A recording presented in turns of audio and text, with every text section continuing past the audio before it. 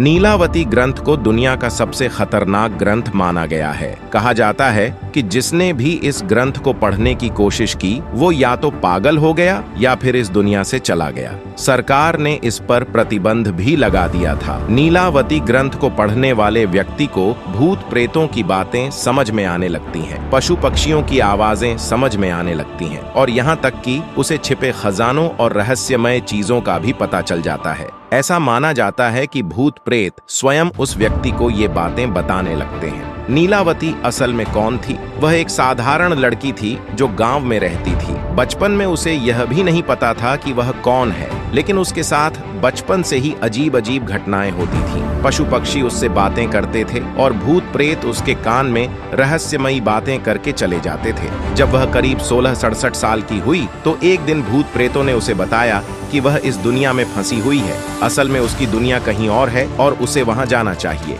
धीरे धीरे ये आत्माएं उसे विभिन्न मंत्र और सिद्धियों के बारे में बताने लगीं और उसे शक्तिशाली बनाने की विधियां सिखाने लगीं। नीलावती ने उन सभी मंत्रों और रहस्यमयी बातों को एक किताब में लिखना शुरू कर दिया। वही किताब आगे चलकर नीलावती ग्रंथ के रूप में जानी गई। ऐसा कहा जाता है कि जब नीलावती इस दुनिया को छोड़ने लगी तो उसके पति ने उस ग्रंथ को पाने की कोशिश की। नीलावती ने मना कर दिया, परंतु उसके पति ने जबरदस्ती करके ग्रंथ ले लिया। जाने से पहले नीलावती ने श्राप दिया कि जो भी इस ग्रंथ को पढ़ेगा वह आधा पढ़ने पर पागल हो जाएगा और अगर पूरा पढ़ लिया तो उसकी मृत्यु हो जाएगी।